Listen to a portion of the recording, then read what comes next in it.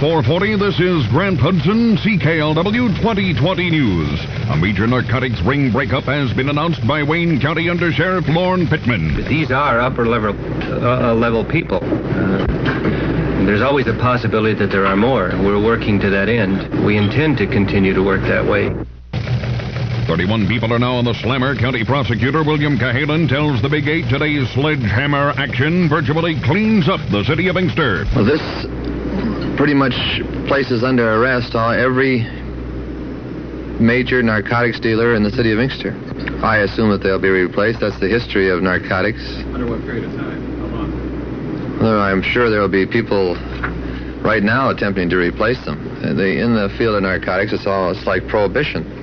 There's a demand for this material. A high-speed chase down Plymouth Road ends in death today for an innocent man. As far as the panel was concerned, it was smashed in half.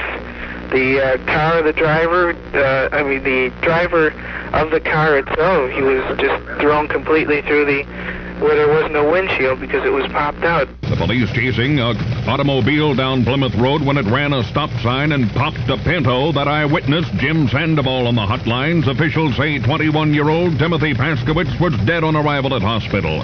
Hotline news you know to 254-CKLW in Windsor, 961-NEWS in Detroit.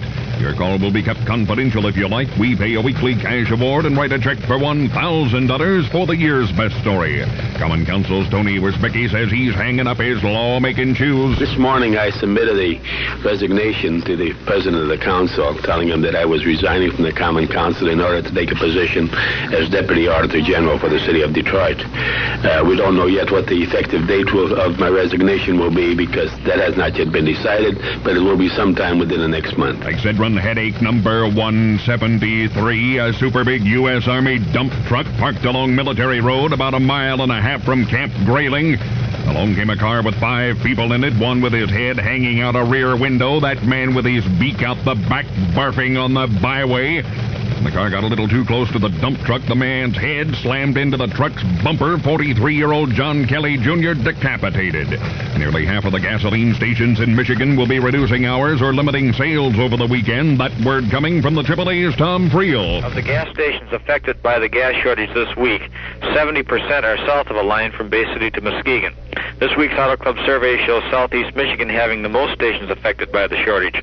1/3 of all stations limiting operations are operated in the Detroit metropolitan area. If your weekend travels will be in Canada rather than the United States, you'll find no gas shortages anywhere in the Dominion. The House is throwing out legislation to cut off funds for bombing of Cambodia. That move coming after the House got indirect assurances that President Nixon's willing for the first time to accept a legal deadline for ending U.S. military involvement in Indochina. The date battering around Washington is August 15th. CKLW News Time, 4:44. Yes, here's to our dealers. Bless them all. CKLW Sports.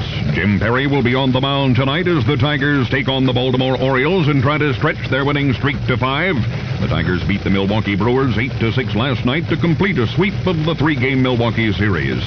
If the weather cooperates, the unlimited hydroplanes will be back on the Detroit River in hopes of qualifying for Sunday's Garwood Trophy race. Veteran Bill Muncie paces yesterday's qualifiers by taking his Atlas van lines around the course at more than 119 miles an hour. Officials of Hazel Park Racetrack in suburban Detroit say they've been unable to entice handlers of Triple Crown winner Secretariat to bring their horse to Detroit. Officials say they've offered $30,000 in appearance money and would go as high as $50,000. The Detroit Red Wings and the Baltimore Clippers of the American Hockey League have signed a working agreement for next season. That agreement means the Wings will loan the Clippers at least 6 players. CKLW, first in the Motor City with 2020 News. Outdoor hair blows pretty in the wind. While lemon by Revlon. Possible gasoline shortage this summer? Then for short trips, ride a bike or walk. Both are healthier, and your lung association reminds you neither contributes to air pollution. Motor City weather, light drizzle tonight, low 58, some clearing tomorrow, high 73. Merck Index 38, light air pollution. The current temperature 69 degrees. Sarnia 68, Cleveland 72, Toledo 66. This is Grant Hudson, CKLW 2020 News. Now, more hit music with Ted Richards.